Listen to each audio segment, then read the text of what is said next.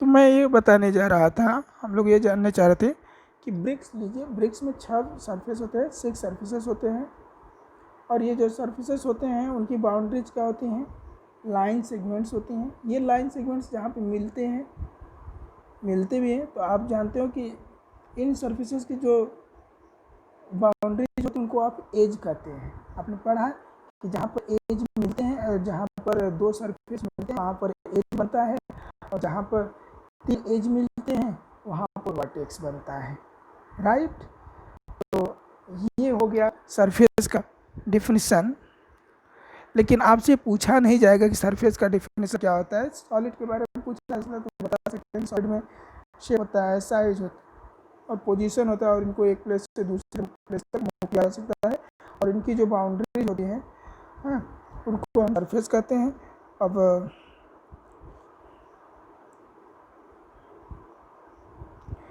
तो कह रहे सॉलिड की जो बाउंड्रीज होती है उनको सरफेस कहते हैं, और सरफेस की जो बाउंड्रीज होती है वो स्ट्रेट लाइन हो सकती है या कर्व हो सकती है।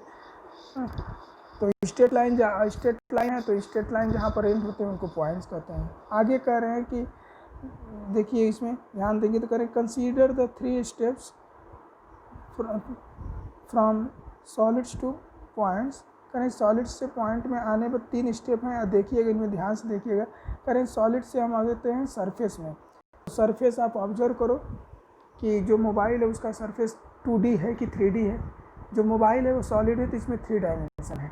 इसमें मोबाइल की लेंथ होती है, ब्रेड्थ होती है और थिकनेस होती है कि हमारी मोबाइल की थिकनेस इतनी है, आपकी मोबाइल की थिकनेस इतनी है। अलग अलग में कंपनीज अलग अलग उसी में ये वर्जन में तो रेंज में जाएंगे तो उसकी थिकनेस कम ज़्यादा होती रहती है।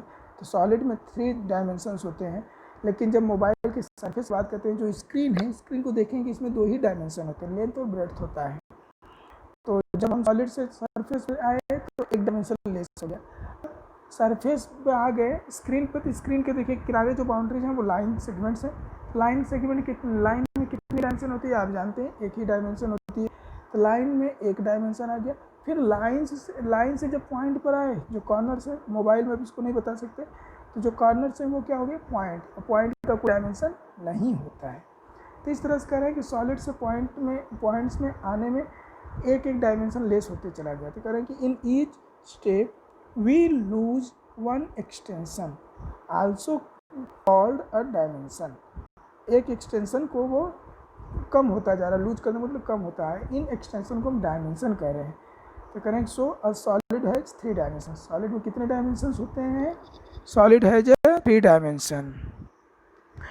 आप उसके बाद कह रहे हैं a surface has 2 dimension, a line has 1 dimension and a point has no dimension. After this, ये इम्पॉर्टेंट है, ये कॉन्सेप्ट क्लियर करने के लिए, तो इसको आप पढ़िएगा, इसको याद रखिएगा, लिख कर याद करिए तो बेहतर होगा, एक जगह रहेंगी, कलेक्ट रहेंगी। फिर उसी में कह रहे हैं कि यूक्लिड समराइज, इसको मत लिखना, Euclid summarize these statements as definitions. कहते हैं कि यूक्लिड ने इन स्टेटमेंट्स को समराइज किया डेफिनेशंस के रूप में, और he began his exposition by listing 23 definitions in book 1 of the elements. A few of them are given below. कहते हैं definitions को उन्होंने समराइज किया अपने बुक 1 जिसको एलिमेंट्स कहते हैं, और उसमें कुछ दिया गया। कह रहे हैं point is that which has no part, मतलब कि पॉइंट का कोई स्पेस नहीं होता है, वो स्पेस कवर नहीं करता। आपको दिखाने के लिए, हमको दिखाने के लिए कि वहाँ मार्क किया जाता है, वो पॉइंट का कोई स्पेस नहीं होता। The line point has no part. Second कहते हैं, इसको नोट किया लीजिएगा, a line is breadthless length. कहते हैं कि लाइन में कोई ब्रेथ नहीं होती, कोई थिकनेस नहीं होती, कोई मोटाई नहीं होती, इसमें सिर्फ लेंथ होती है, इसीलिए इसमें सिर्फ एक ही डायमेंशन होता है। तीसरा करें, the ends of a line are points. कहते हैं कि जहाँ पर लाइन एंड्स होती हैं, तो लाइन पे तो ना जाओ, नहीं कहोगे कि लाइन का एंड ही नहीं होता, लाइन सेगमेंट पर जाइए। लाइन सेगमेंट जहाँ पे एंड होते हैं वो पॉइंट्स होते हैं, तो मतलब the end of a line segment are points. चौथा कर, a straight line is a line which lies evenly with the points on itself. ये आपको समझने में दिक्कत होगा कि इवनली का मतलब क्या हुआ। इसका मतलब ये होता है कि जो लाइन होती है, लाइन कई तरीके की होती है, कर्व लाइन होती है, स्ट्रेट लाइन होती है।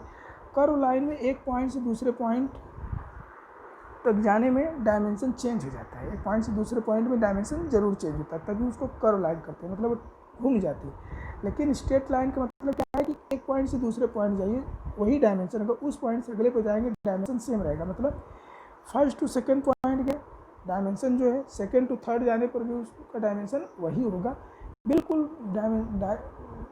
डायरेक्शन चेंज नहीं होगा। अगर डायरेक्शन चेंज होगा तो वो कर्व लाइन बन जाएगी। तो स्ट्रेट लाइन का मतलब है कि उस पर जो पॉइंट्स हैं एक समान तरीके से हों, ये नहीं कि इसका डायरेक्शन बदल गया, जिग जैग नहीं, राइट।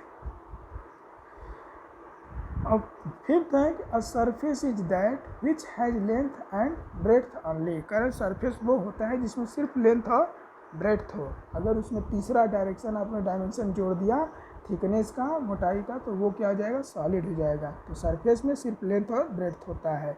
सिक्स्थ करें the edges of a surface are lines. कहें सरफेस के जो एजेज होते हैं वो क्या होते हैं, लाइन्स होते हैं। कर्व भी हो सकता है और स्ट्रेट भी हो सकता है, क्योंकि यहाँ सिर्फ लाइन कहा है।